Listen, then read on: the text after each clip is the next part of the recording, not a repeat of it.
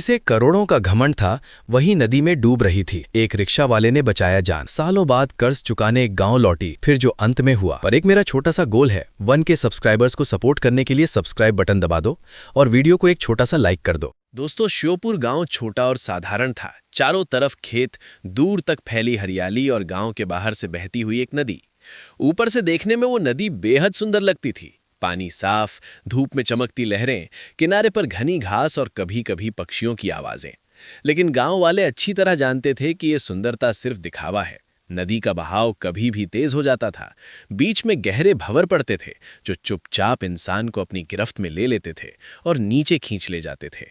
कई बार छोटे मोटे हादसे हो चुके थे। गांव वाले बच्चों को सख्त हिदायत देते थे कि किनारे से दूर रहो, लेकिन बाहर से आने वाले लोग इस खतरे को नहीं समझ पाते थे। पानी देखकर ललचाते और बिना सोचे उतर पड़ते। एक गर्मी की दोपहर थी, सूरज सर पर था। गांव के पास नदी किनारे एक चमचमाती हुई बड़ी लग्जरी कार आकर रुकी। कार से एक जवान लड़की उतरी, उम्र करीब 21 से 23 साल। गोरा रंग, लंबे बाल जो सलीके से बंधे हुए थे, महंगे कपड़े, बड़े सनग्लासेस और चाल में शहर वाली बेफिक्री साफ झलक रही थी।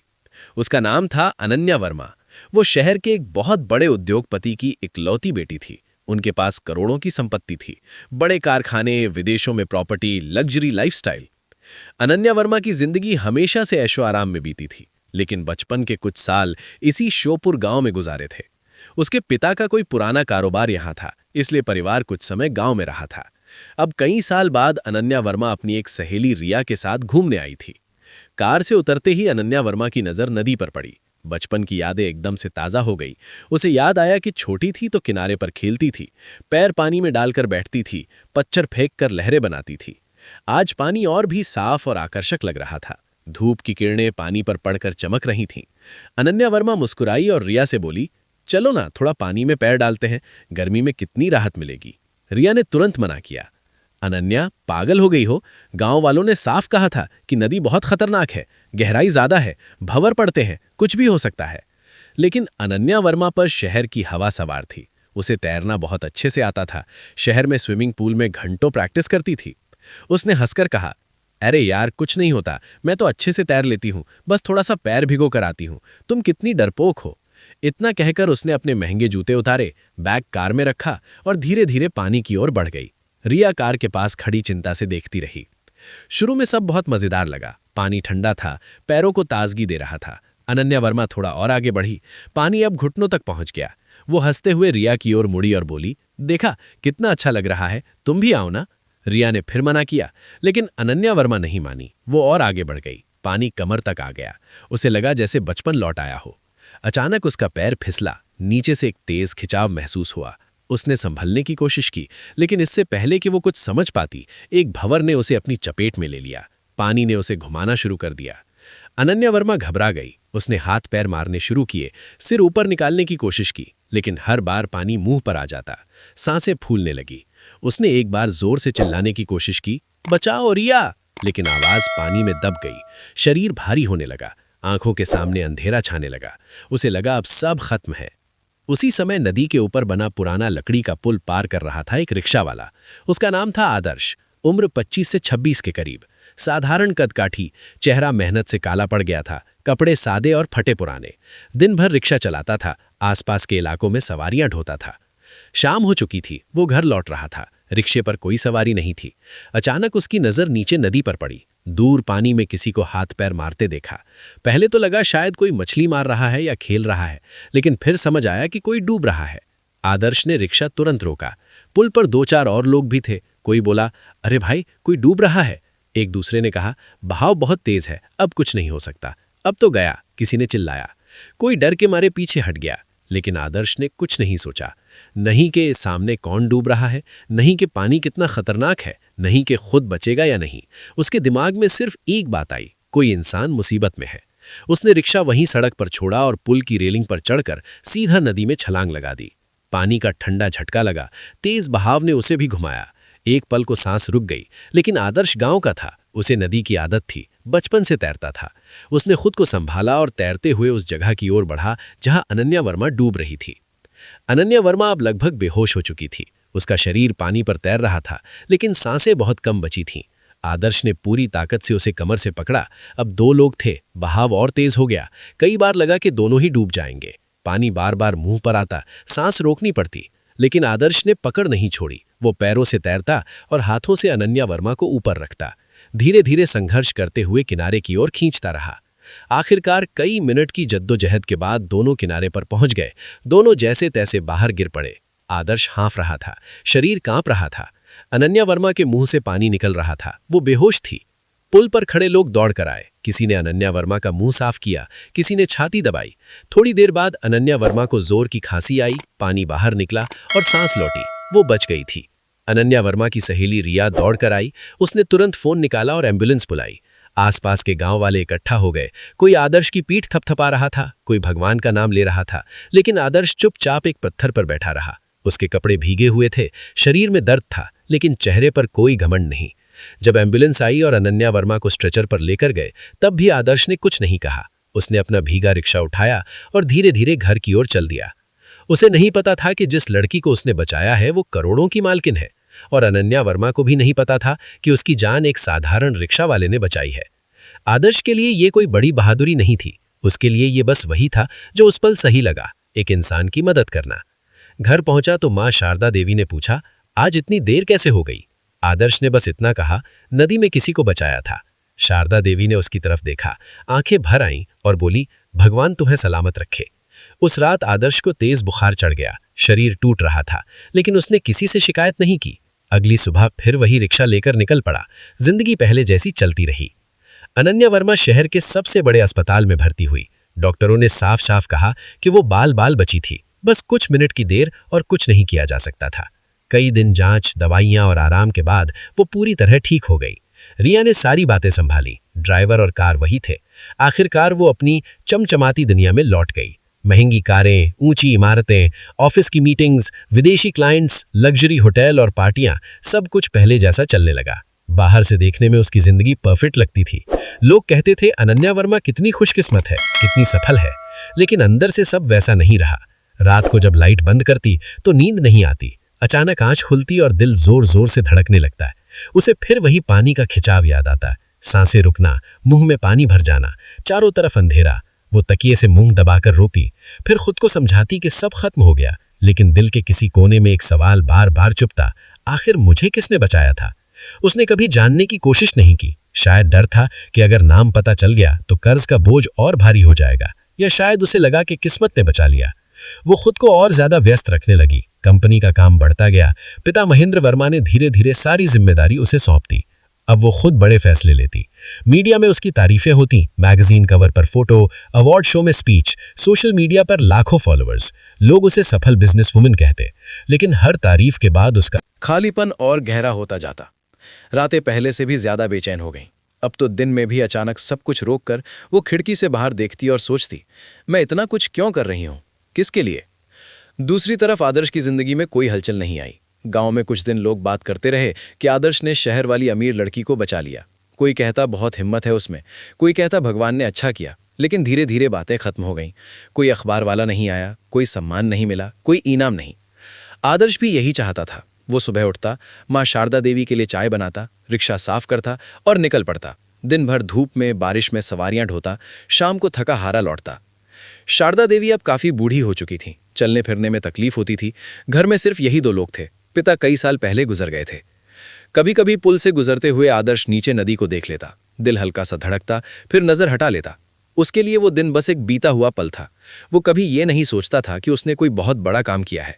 उसके मन में सिर्फ इतना था, उस पल कोई इंसान डूब रहा था, मदद करती। अगर कोई और होता तो भी वही करता। इंसानियत का यही मतलब था उसके लिए। साल दर साल बीतते गए, 5-6 साल। शिवपुर गांव वैसा ही पिछड़ा रहा। स्कूल एक टूटा फूटा कमरा था, जहां कभी कभी एक टीचर आता था। अस्पताल जैसा कुछ नहीं, छोटी बीमारी में भी शहर जाना पड़ता। सड़कें कच्ची, बारिश में कीचड़ का दलदल, नदी आज भी उतनी ही खतरनाक। कभी कभी कोई छोटा हादसा हो जाता और गांव वाले अफसोस करते। अनन्या वर्मा अब कंपनी की पूरी मालकिन थी। उसने कई नए प्रोजेक्ट शुरू किए। कंपनी का नाम देश भर में मशहूर हो गया। वो खुद एक बड़ा ब्रांड बन गई थी। लोग उससे बिजनेस टिप्स लेते, युवा लड़कियां उसे अपना रोल मॉडल मानती। लेकिन सफलता जितनी बढ़ती गई, रातों की बेचैनी भी उतनी ही बढ़ती गई। अब तो दिन में भी अचानक सब कुछ धुंधला सा हो जाता। उसे फिर वही पानी याद आता। एक दिन कंपनी के एक बड़े सामाजिक कार्यक्रम में अनन्या वर्मा को बुलाया गया था। वहां कई संस्थाएं अपनी रिपोर्ट पेश कर रही थीं। एक संस्था ग्रामीण इलाकों में नदी हादसों पर काम कर रही थी। उनकी प्रेजेंटेशन में तस्वीरें दिखाई जा रही थीं, पुराने पुल, खतरनाक नदियां, हादसे। अचानक स्क्रीन पर शिवपुर गांव का नाम उभरा। वही पुराना पुल, वही नदी। अनन्या वर्मा 25 वर्ष का दिल जोर से धड़कने लगा। उसने आगे झुककर ध्यान से देखा। प्रेजेंटेशन खत्म होने के बाद अनन्या वर्मा ने उस संस्था के प्रतिनिधि को रोका। उसकी आवाज कांप रही थी। उसने धीरे से पूछा, शिवपुर गांव में कुछ साल पहले एक हादसा हुआ था ना? एक लड़की डूब रही थी। प्रतिनिधि ने हाँ में सिर हिलाया। हाँ, हुआ था। बहुत बड़ा हादसा टल गया था। गांव का एक रिक्शा वाला पुल से कूदकर उस लड़की को बचा लाया था। नाम है आदर्श, 28 वर्ष। बहुत साधारण आदमी है। आज भी उसी गांव में रिक्शा चलाता है। अनन्या वर्मा की सांस जैसे थम गई। उसकी आंखें भर आईं। सालों से जो सवाल उसके भीतर दबा हुआ था, उसका जवाब मिल गया। उस रात वो घर लौटी तो देर तक सो नहीं पाई। आदर्श का नाम उसके मन में बार बार गूंजता रहा। उसे लगा जैसे उसकी सारी सफलता, उसकी पूरी जिंदगी असल में एक अनजान रिक्शा वाले की उस एक छलांग का नतीजा है। अब कर्ज को नाम मिल गया था और अब चुकाने का वक्त आ चुका था। अगली सुबह अनन्या वर्मा ऑफिस पहुंची तो उसका मन कहीं और था। मीटिंग्स में बैठी रही, लेकिन कुछ सुनाई नहीं दे रहा था। उसके दिमाग में बस एक ही नाम घूम रहा था, आदर्श। दोपहर में उसने अपनी सबसे भरोसेमंद असिस्टेंट को बुलाया और कहा, शिवपुर गांव की पूरी डिटेल चाहिए। स्कूल, अस्पताल, सड़कें, नदी की स्थिति, रहन सहन, सब कुछ, आज शाम तक। असिस्टेंट हैरान हुई, लेकिन अनन्या के चेहरे की गंभीरता देखकर कुछ नहीं बोली। शाम तक मोटी सी रिपोर्ट अनन्या वर्मा के टेबल पर थी।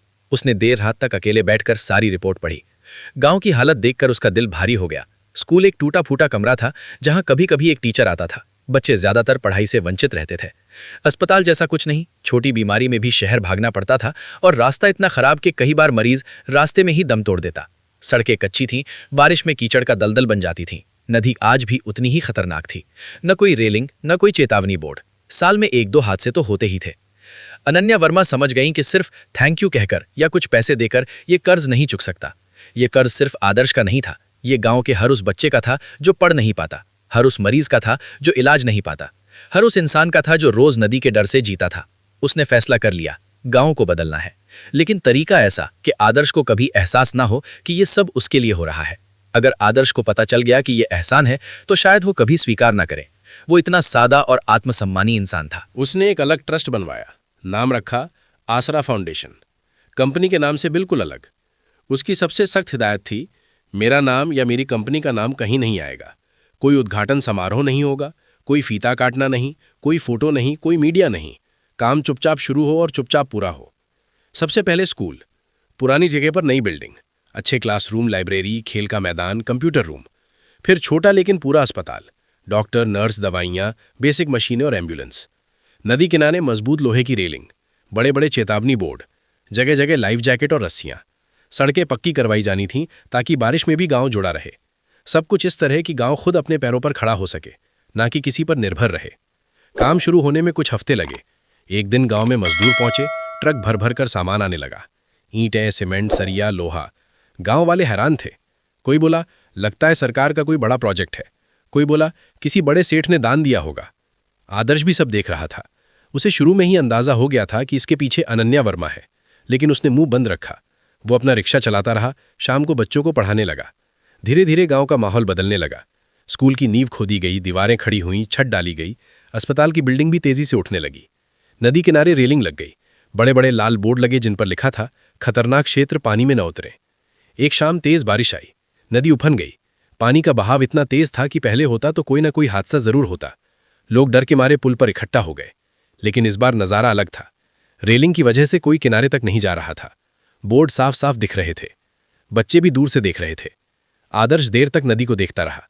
उसे पहली बार लगा कि बदलाव सिर्फ ईंट पत्थर से नहीं आता, सुरक्षा और सोच से आता है। उसी रात शहर में अनन्या वर्मा को खबर मिली कि गांव में पानी बढ़ा है। उसका दिल बैठ गया।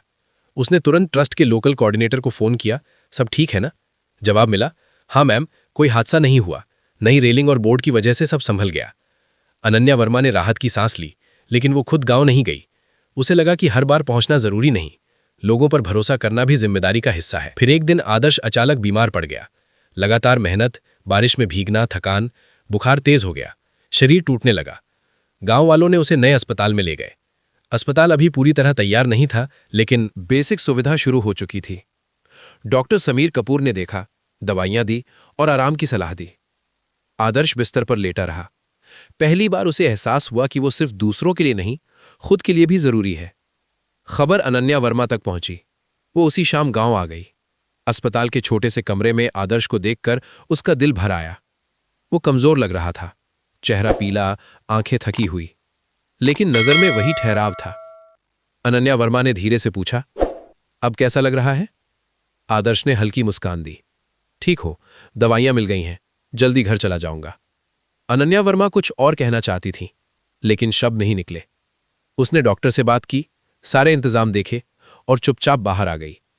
उसे लगा कि आदर्श को किसी सहानुभूति की जरूरत नहीं, बस सम्मान चाहिए, और वही वो देना चाहती थी। काम तेजी से चल रहा था। स्कूल लगभग तैयार हो चुका था। अस्पताल में इलाज शुरू हो गया था। गांव में एक नई उम्मीद जाग रही थी। कर्ज चुकाया जा रहा था, किसी चेक से नहीं, बल्कि हर उस छोटे कदम से जो जिंदगी को आसान और सुरक्षित बनाता है। और यह सब चुपचाप, बिना किसी को पता चले कि यह सब एक पुरानी छलांग का बदला है। समय बीतता गया। सूरजपुर गांव अब पहले जैसा नहीं रहा। नया स्कूल पूरी तरह तैयार हो चुका था। सुबह सुबह बच्चों की पढ़ाई की आवाजें, हंसी ठिठोली और दौड़ भाग की ध्वनियां पूरे इलाके में फैल जाती थीं। क्लासरूम रंग बिरंगे थे। कुर्सी में इस पर बच्चे सीधे बैठते थे। ब्लैकबोर्ड पर साफ साफ लिखाई होती थी। लाइब्रेरी में किताबें थी। खेल का मैदान था, जहां बच्चे क्रिकेट खेलते, दौड़ लगाते। नए टीचर्स नियमित आते, पढ़ाते और बच्चों से सपनों की बातें करते। कोई डॉक्टर बनना चाहता था, कोई इंजीनियर, कोई टीचर। पहले जहां बच्चे खेतों में काम करते थे, अब वे स्कूल की घंटी सुनते ही दौड़ पड़ते। अस्पताल भी पूरी तरह चलने लगा। छोटा था, लेकिन हर जरूरी सुविधा थी। डॉक्टर और नर्स गांव में ही रहने लगे थे। बुखार, जख्म, प्रसव, छोटी मोटी बीमारियां सब यहीं ठीक हो जाती। एम्बुलेंस हर वक्त खड़ी रहती। अब गांव वालों को शहर के लंबे, महंगे और खतरनाक चक्कर नहीं काटने पड़ते थे। नदी किनारे की रेलिंग और चेतावनी बोर्ड कई जाने बचा चुके थे। लोग अब सावधान रहते थे, बड़े बच्चों को समझाते। पक्की सड़कें बन चुकी थीं। बारिश में भी कीचड़ नहीं होता था। आदर्श की दिनचर्या बाहर से वैसी ही थी। सुबह रिक्शा लेकर निकलना, दिन भर मेहनत, शाम को लौटना। लेकिन अब शाम को वो स्कूल के पास रुकता। बच्चे उसके पास दौड़कर आते। वो उन्हें अतिरिक्त पढ़ाई करवाता। अक्षर जोड़ना, नंबर गिनना, छोटी छोटी कहानियां सुनाना। बच्चे उससे चिपक जाते। कोई पूछता, आदर्श भैया, मैं पायलट बन सकता हूं ना? वो मुस्कुराकर कहता, मेहनत करो, आसमान भी छोटा पड़ जाएगा। वो खुद को उन बच्चों में देखता था। वैसी ही जिज्ञासा, वैसे ही सपने, वैसी ही गरीबी। अब गांव वाले उसे अलग नजर से देखते थे। कोई हीरो नहीं कहता था, लेकिन जब भी कोई मुसीबत आती, सबसे पहले आदर्श की तरफ देखते। वो गांव की अनकही आवाज बन चुका था। अनन्या वर्मा शहर में अपनी कंपनी संभाल रही थी। बड़े बड़े फैसले, अंतर्राष्ट्रीय मीटिंग्स। लेकिन अब उसकी जिंदगी में एक संतुलन आ गया था। हर महीने ट्रस्ट की रिपोर्ट देखती। अगर कहीं कमी दिखती तो चुपचाप पूरा करवाती। वो जानबूझकर गांव कम जाती थी। उसे लगता था कि गांव को अब मालिक नहीं, साझेदार चाहिए।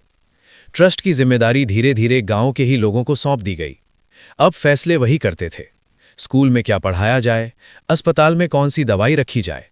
शहर से सिर्फ सहारा मिलता था। एक दिन गांव में बच्चों ने छोटा सा कार्यक्रम रखा। कोई बड़ा आयोजन नहीं, बस अपनी खुशी के लिए। गीत गाए, कविता सुनाई, छोटा सा नाटक किया। आदर्श बच्चों के साथ बैठा था। अनन्या वर्मा दूर एक पेड़ के नीचे खड़ी चुपचाप देख रही थी। एक छोटी बच्ची आगे आई और कविता सुनाई। पानी के डर पर, डूबने पर और फिर किसी के हाथ थामकर बाहर आने पर। अनन्या वर्मा की आंखें भर आईं। उसे लगा जैसे उस कविता में उसकी पूरी जिंदगी समा गई हो। डर, अंधेरा और फिर एक अनजान हाथ जो जीवन लौटा देता है। कार्यक्रम खत्म होने के बाद गांव के बुजुर्ग आदर्श के पास आए। बोले, बेटा, तूने उस दिन सिर्फ एक जान नहीं बचाई, तूने पूरे गांव की दिशा बदल दी। आज ये स्कूल, ये अस्पताल, ये सुरक्षा, सब तेरी उस छलांग की देन है। आदर्श ने सिर झुका लिया, धीरे से बोला, मैंने कुछ नहीं बदला, बस एक पल में जो सही लगा वो किया, बाकी सब ऊपर वाले की मेहरबानी है। उसी शाम पुल पर अनन्या वर्मा और आदर्श मिले। सूरज ढल रहा था। नदी शांत बह रही थी, जैसे कुछ हुआ ही ना हो। अनन्या वर्मा ने पूछा, उस दिन तुम्हें सच में डर नहीं लगा था? आदर्श ने थोड़ी देर सोचा, फिर बोला, डर बहुत लगा था, पानी ठंडा था, बहाव तेज था, कई बार लगा दोनों डूब जाएंगे, लेकिन उस वक्त किसी और की जान अपनी जान से बड़ी लग रही थी। अनन्या वर्मा ने नजर नीचे कर ली, समझ गई, बहादुरी डर न लगने में नहीं, डर के बावजूद सही काम करने में होती है। उसने मन ही मन ठान लिया, ये कर्ज कभी पूरी तरह खत्म नहीं होगा और शायद होना भी नहीं चाहिए। यही कर्ज उसे सही रास्ते पर रखेगा। एक रात गांव में अचानक बिजली चली गई, चारों तरफ अंधेरा छा गया। आकाश साफ था, सितारे चमक रहे थे। अनन्या वर्मा और आदर्श भी बाहर थे, थोड़ी दूरी पर खड़े। अंधेरे में बातें आसान हो जाती हैं। अनन्या वर्मा ने धीरे से कहा, अगर उस दिन तुम न होते तो मैं आज यहां न होती, न ये स्कूल होता, न ये अस्पताल। आदर्श बोला, अगर मैं न होता तो कोई और होता, इंसानियत कभी खत्म नहीं होती। अनन्या वर्मा मुस्कुराई, शायद, लेकिन मेरे लिए वो तुम ही थे। दोनों चुप हो गए। इस चुप्पी में कोई ड्रामा नहीं था, बस गहरा भरोसा था। कुछ दिनों बाद पुल की एक तरफ दरार दिखी, बारिश में और गहरी हो गई। आदर्श ने सबसे पहले देखा और सबको दूर रहने को कहा। खबर अनन्या वर्मा तक पहुंची। वो बिना देर किए आई, इंजीनियर बुलाए, मरम्मत शुरू हुई। सब शांति से और जल्दी हो गया। मरम्मत पूरी होने के बाद आदर्श ने कहा, अब सच में लगता है कि कर्ज चुक रहा है। अनन्या वर्मा मुस्कुराई, नहीं, अब ये कर्ज नहीं, जिम्मेदारी है, हम दोनों की। गांव वाले भी ये बदलाव महसूस करने लगे थे। पहले मदद को ऊपर से आया आदेश समझते थे, अब उसे अपनी जरूरत मानते थे। स्कूल की सफाई खुद करते, अस्पताल में लोग मदद करने लगे, बच्चे बड़े होकर गांव लौटने के सपने देखने लगे। एक शाम अनन्या वर्मा शहर लौटने वाली थी। आदर्श ने पूछा, फिर कब आओगी? वो बोली, जरूरत पड़े तो तुरंत, वरना सब अपने आप चलता रहेगा। कार चल पड़ी। आदर्श पुल पर देर तक खड़ा रहा। नदी बह रही थी। उसने मन ही मन सोचा, जिंदगी भी कुछ ऐसी ही है, लगातार बहती हुई। फर्क बस इतना है कि अब किनारे मजबूत हो चुके हैं। अनन्या वर्मा शहर लौट गई, लेकिन गांव उसके भीतर बस चुका था। उसे एक बड़ा सम्मान मिला। मंच पर पूछा गया, जीवन की सबसे बड़ी सीख? उसने कहा, किसी की जिंदगी बचाना एक पल का काम नहीं होता, वो पूरी उम्र की जिम्मेदारी बन जाता है। शिवपुर के लोग आज भी कहते हैं, पैसा बड़ा हो सकता है, पद ऊंचा हो सकता है, लेकिन इंसान वही बड़ा होता है जो बिना कुछ मांगे किसी की जिंदगी बचा ले। कर्ज कभी खत्म नहीं हुआ, वो भरोसा बन चुका था, और भरोसे से बड़ा कोई रिश्ता नहीं होता। ऐसा इंसान को बड़ा नहीं बनाता, इंसानियत इंसान को बड़ा बना देती है। अगर ये कहानी आपके दिल को छू गई हो तो वीडियो को लाइक करें और कमेंट में इंसानियत जिंदा है जरूर लिखें। अब आप बताइए दोस्तों, अगर आदर्श की जगह आप होते तो क्या बिना कुछ मांगे किसी की जान बचाने के लिए छलांग लगाते? क्योंकि इंसानियत कभी बेकार नहीं जाती, नेकी का फल जरूर मिलता है और भगवान अक्सर मदद इंसानों के रूप में भेजता है। और ऐसी सच्ची कहानियों के लिए चैनल को सब्सक्राइब जरूर करें। तब तक के लिए ख्याल रखिए, बाय बाय।